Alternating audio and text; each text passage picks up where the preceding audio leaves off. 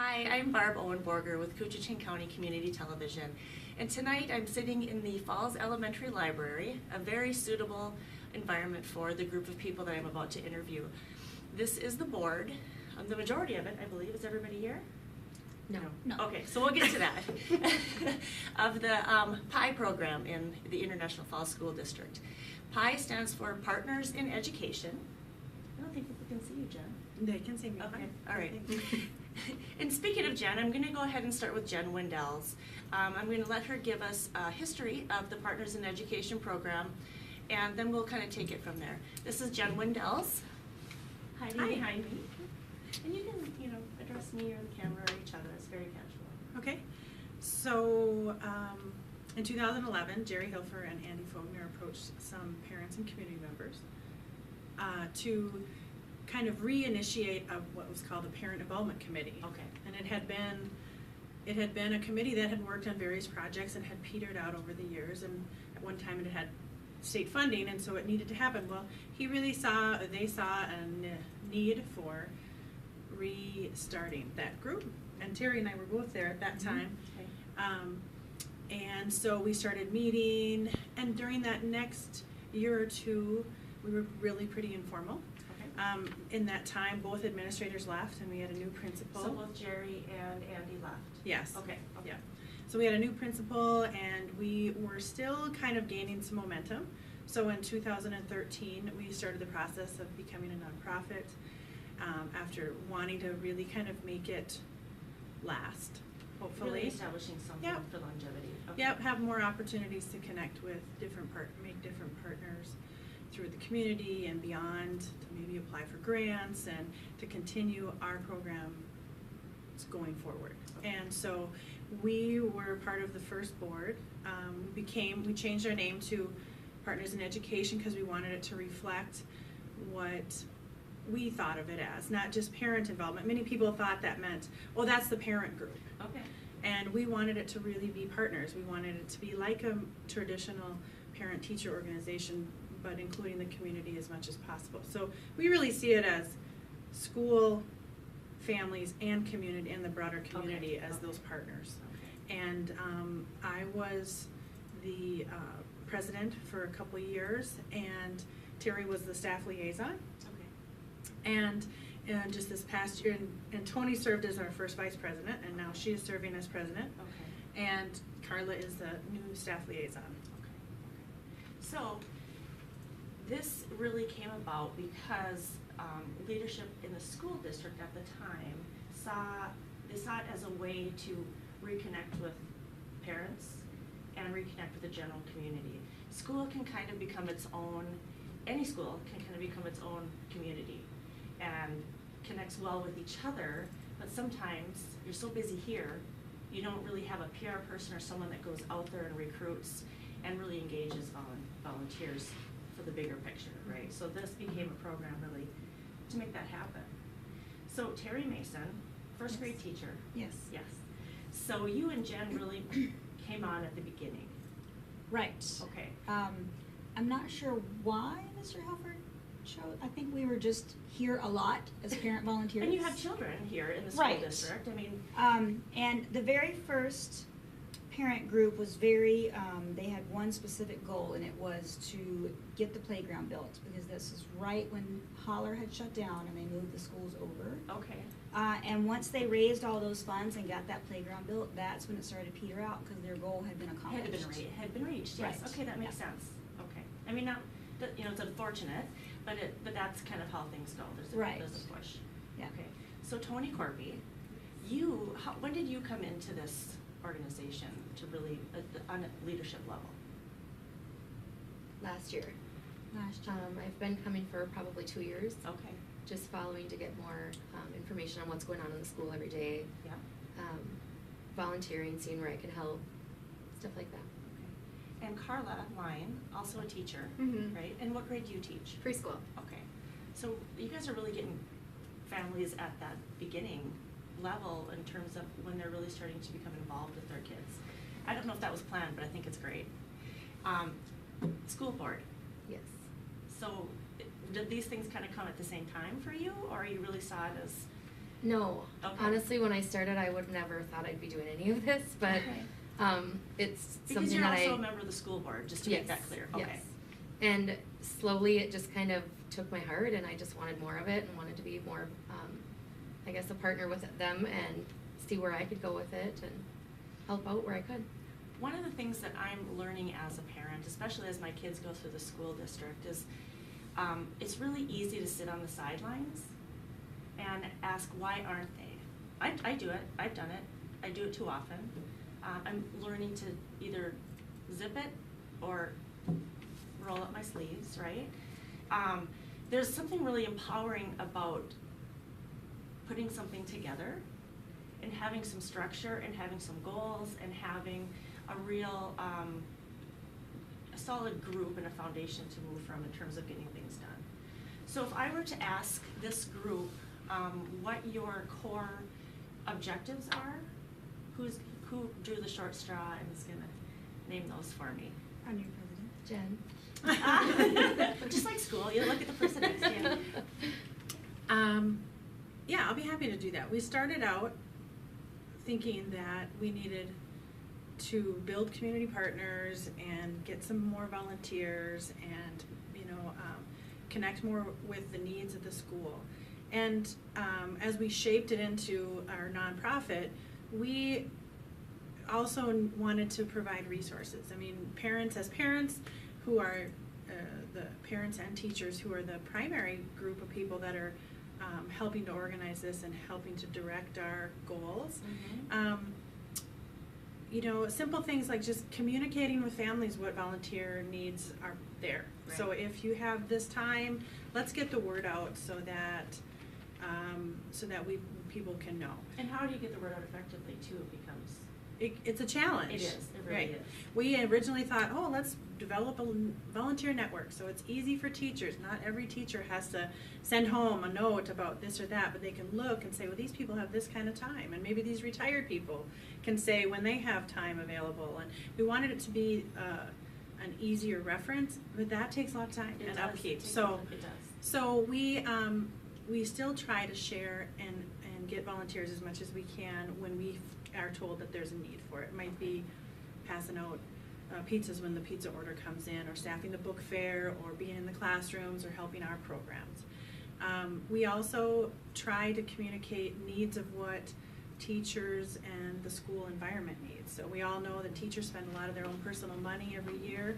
And teachers, I often have been told, they feel like they already ask a lot of families. Well, and there's a lot of, you're going to have to ask, but I think when you have to constantly ask, then it becomes less comfortable. Yeah.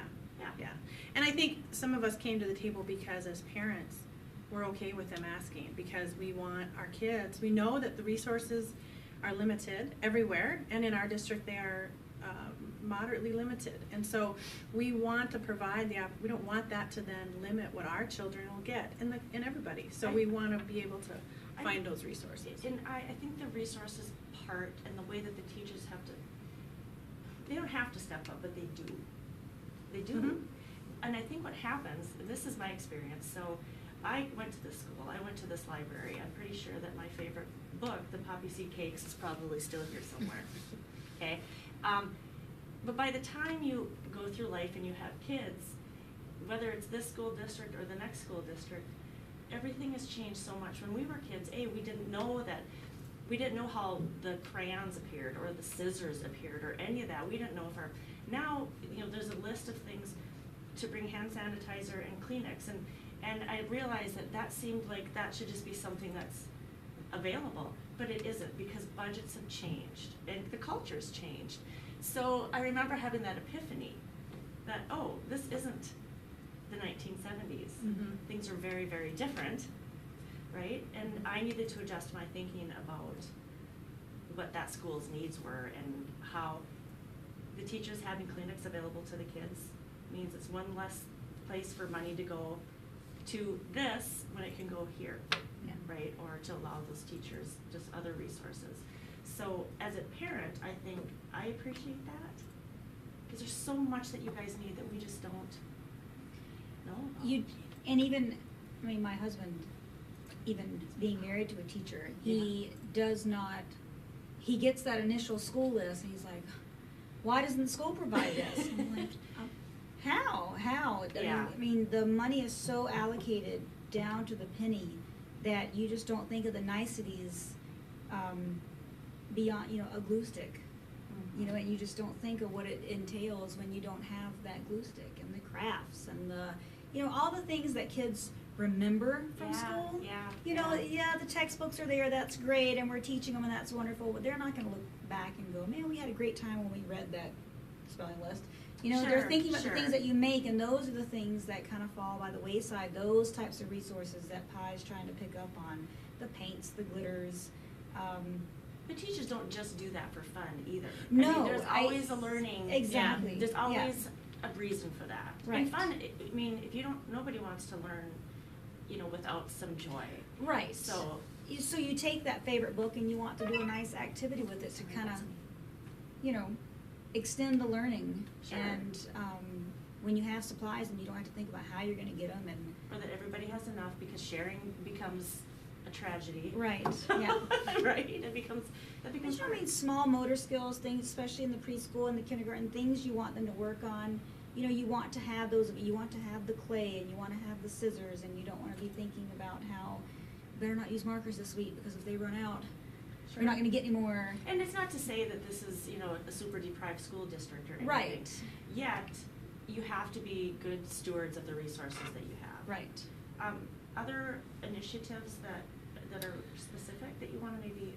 I think communication was a big part of it, Okay. and that means communicating about volunteers and also communicating about needs, but just communicating what's happening here. Like you said, it becomes a community and a workplace, but everybody in the community is invested in what's happening Right. here. Maybe not the day-to-day, but they're invested in how's it doing, and where is the joy in the learning, and what are they struggling with, and what are the challenges, and what's changing in education. And maybe we wanted to then be helpful in communicating, and then there opens the avenue for parents who feel they need to communicate something. Mm-hmm. Maybe it's something awesome their child came home Sure. to say, and they want to make sure they let the teacher know, or a concern they have, that communication goes back and forth. So we've tried to, with our Facebook group, an email list, try to get out almost a monthly newsletter to try to just open Make those that avenues. And make that available. Of course, it's always up to the person on the other end to pick it up and, Mm-hmm. Yep. take it in. Mhm. I know you guys have secured some funding, some grants. You guys want to share a bit about some of the stuff that's happened recently? So you made eye We contact have- with me. Sure. Well, we had quite a few partnerships and donations. I think Tony has a list. I do. Most recently, we've connected with Holy Trinity Episcopal Church. They gave us a nice donation, Okay. $150. We worked with Jaguar and Land Rover. They came and gave us $800. So how do you, the local church, that makes sense to me. How do you get in contact with a national company? Is somebody here seeking those grants and doing the grant writing? They actually came to us. Really? They were looking for an organization in International Falls that Okay. was working directly with children and Okay. just kind of wanting to see the needs of what we would do for them if they were to give us some money. And Okay. I think there was 6 people that they pulled information from, and they Okay. chose to give full donation to Pi. So it was great. Wow, good for you guys. We've worked with Boise in the past. We're currently working with, the Journal. We've started the Bronco Kids Closet with them. Yes. We have worked with Captogama United Methodist Church, True Star, Right Interiors, J2M, These are all groups Epic that are- Threads. I mean, just so that many are people have supportive reached of out helping and with fundraising. helped in some way. Yep. Okay. Whether it be time or Adam McIntyre has done an awesome job with us. He's painted the staff lounge. He's also painted the lockers that we just got for the paras. Okay. So just little bits here and there that we've tried to brighten the school a little bit, and also help in the classroom as well. That's actually a really impressive list that I wasn't aware that you had that much help. Maybe we Yeah. should end this right now. No. I think something that you mentioned, I think this time of year, I'm going to ask you to expand on a little bit. The Bronco Kids Closet, is that what it's called? Yes. Okay. Can you just expand on that? Sure. concept a little bit? Rob Davenport from the Journal had come to us, and he just said last year there was an employee that was on their way to work and had actually stopped on the side of the road and picked up a child that was walking to school that had no jacket on. She had gone to work and she just was shook up all day, and so they were wondering what they could do to help. They came to us asking if we would be interested in partnering with them. They are raising funds right now. They want to raise $2,000, and they'll put it in an account. Once a teacher sees the need, they will fill out a slip that will go to the social worker. And so Coochin County is involved in with kind of administering this? The school social worker. The school social worker. worker. Oh, okay, Sorry. gotcha. Okay, gotcha. So once it comes to PI, we get the list of the student's age, the size of the item that's needed, and Everything else is anonymous, I'm correct. guessing. We don't know any names, anything like that.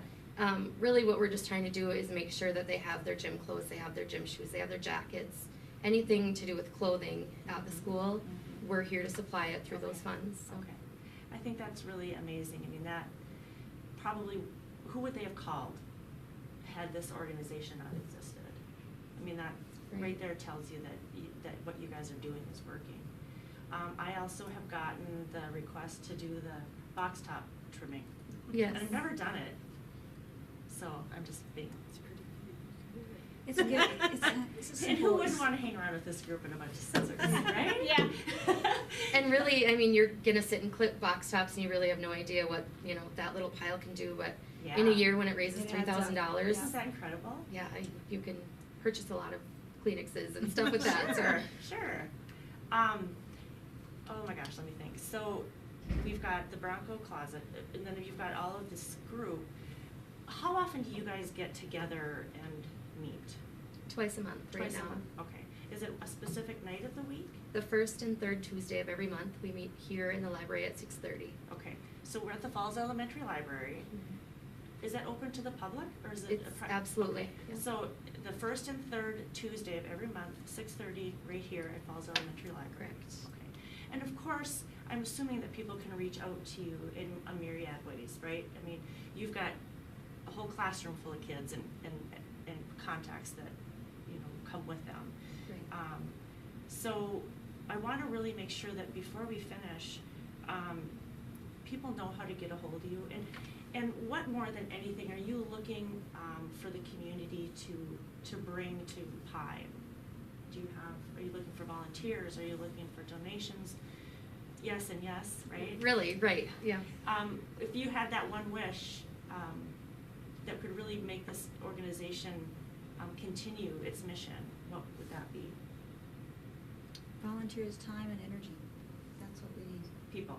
We need people. Yeah. We need people to read with the kids. We need People to read in the classroom. People to read in the classrooms. People to, just to come. Sometimes just be a mentor for some of these kids who just need an adult to look up to. Someone who's going to come in once or twice a week and check in on them and just see how they're doing. It's not all academic. There's a lot of social needs as well. Okay. So we need their time and we need their energy.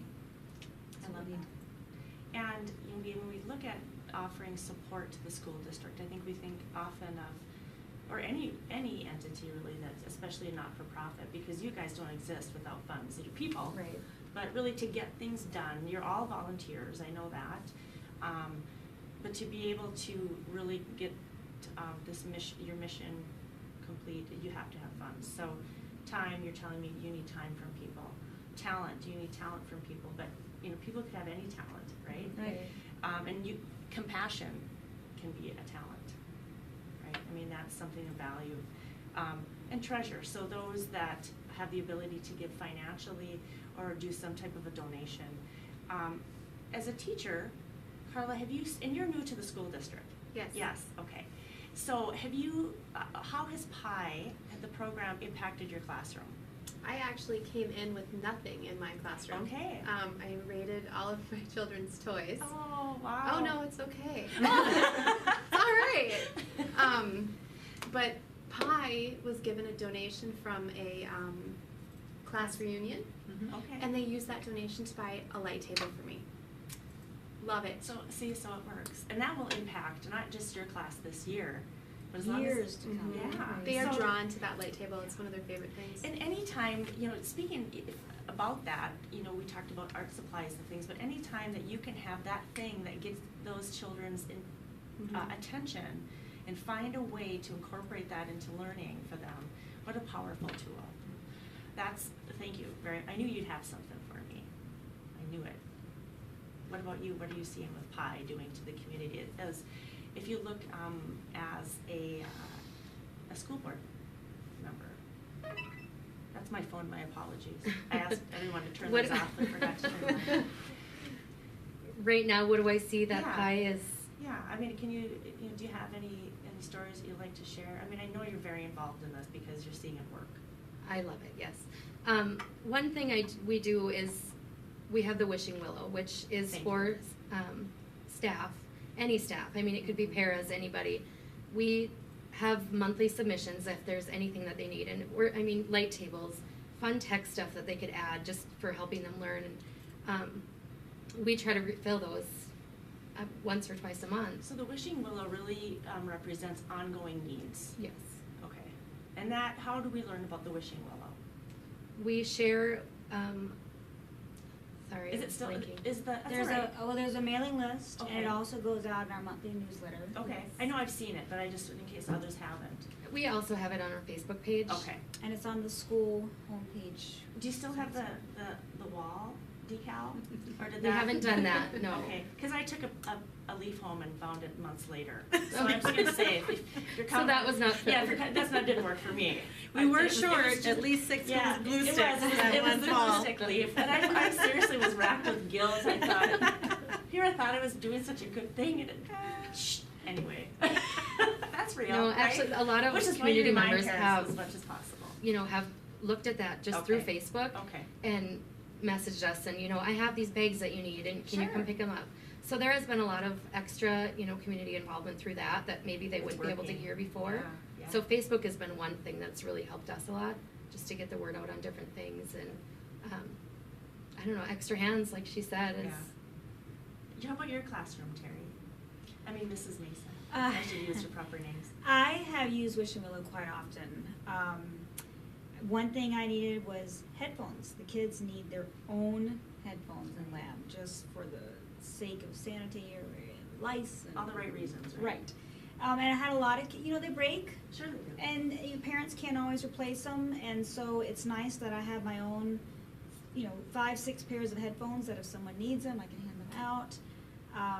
Sponges, clothespins, just little odd things that you need through the room. People that wouldn't necessarily think of. Right. That you might need in the classroom. A jar I was gonna say of that. I love it. Yeah. a jar of buttons so the kids can sort them. Sure. Things that you might even have laying around your house, but I would have to go purchase if I didn't have a way to reach out and say, hey, who has a stack of newspapers? And then for you to have to go chasing something around, again, that's time. Right. And, Yeah. sometimes there's a financial piece that comes too. And some people are more than happy to get rid of that jar of buttons. I think they're we ready learned that to- from the other end yeah. of the table with the toys. 'Cause They're ready to pass them on. I hope that as people are listening to this, they're starting to kind of go through their Rolodex of stuff. And, Right. Yeah. What can we treasure do? is relative to those who might want to receive it, right? Yeah. So, Jen, how about you? Do you have, you've been a part of this for a long time too. Yeah, and I've been really devoted to it for a long time. And you mentioned something, a word that I think is what I think, a couple words maybe, but we're really real. Like, you talk about time, and we really need time. And there's people that have time that they can give, and donations. And sometimes people can give donations, but clipping some box tops at Yeah. home, taking a bag home and clipping them and counting I them, never that thought of helps. doing it at home. Yeah. See, I learned something. Sometimes it's It just. never occurred to me to make them nice. Sometimes it's just reading. Don't have to come to meetings necessarily, but reading our emails and reading the newsletters and seeing what the needs are. And my grandmother has all this extra fabric she's been Sure. wanting to get rid of. So it's just being connected. That's real. We know you're at hockey practice and basketball practice, and you've got dinners to make and work to do and homework to do and everything. And we've said before many times, like, thank you for being involved with your kids' education at home. That's first. Yes. And I'm glad you and mentioned when that. you have extra time, it might be once a month, it might be a field trip, it might be on a special project day, or it might be behind the scenes helping pass out some fundraiser cookie dough or something. Sure. It all helps, even if it's not a lot. And I Well, think together, a little bit, we can Adds all, up. yeah, it really adds up. It And so really there's adds so up. many ways that people help us, and we're so appreciative of that. And I think that really builds community, because in a town this size, the school should be a big part of that community. Right. And we have to open those doors and open those lines of communication, so that the people that really want to support the kids and the teachers and the staff have an avenue to do that, and so that we can kind of all rejoice in what we're doing together. And take some responsibility for that. I mean, Mhm. the school impacts the culture as much as the culture impacts the school. And I always say, gosh, you know, I've done some substitute teaching, and I realized, and I've also worked in the senior living world, and I realized that as I was working in the world of senior care, all the people that raised me were there. It was really powerful, and it meant a lot to me. And thank goodness I was a decent enough kid where we were happy to see each other. But that connected me in a deeper way than I ever could have expected to this community. And I know there's also an age-to-age thing happening. That was powerfully meaningful to me. And as I came in as a substitute teacher and looking at these kids, I thought, I hope someday that they'll recognize me and remember that maybe I had an impact on them. And that can happen through any of the ways that you guys have mentioned here, but for people to become involved in the community. I don't want to keep you guys forever. I know you have business to do. I always get really into the conversation. I start to worry that I missed something. Is there anything that you want to add? We talked about how people could reach you. First of all, you guys are out in the community, so people can tap you and talk to you about this stuff, okay? I've had people Anytime. stop me in the grocery store. Isn't that great? What's on the wishing well list? I can pick it up right now. See, and that's wonderful, right? That's beautiful. So there's also a very active Facebook, I know that. What other ways do you prefer people to, because we'll share that information too at the end of this interview, but. We have an email list that anybody can email us questions. So what's the email address? ifallspie@gmail.com. ifallspie@gmail.com. Okay. I think that's a critical piece. Sometimes people like to do things anonymously as well. Right. And again, I'll make sure that there's information to contact you. They could leave a note here at the school. Okay, yeah, I suppose I could call the school too. Mhm. Okay, They know how to connect with us. We have a mailbox here as well, so if there's Oh. anything anybody needs to drop off or have any questions that way, we can. And they can also, people can make donations or volunteer at the school or do any of that even without contacting you first. Absolutely. Because I wouldn't want people to have the impression that they had to, fill out an application, or that nothing should Right. stop you, I guess, if you Yeah. if you want to help. Right. That Yeah, the school there's is many needs. Yeah, a lot of open arms. Ladies, thank you very, very much. I Thank know you. it's hard. We talked about schedules. Everybody here has little ones, various sizes. And it's important to me as a parent to let you guys know that I appreciate what you do tremendously. And we all let our kids come to you and hope that they're well behaved. And you guys do a lot of hard work. And our community, I hope, really gets to see that tonight. So thanks again very much. Thank you. Thank you. Thanks, Barb.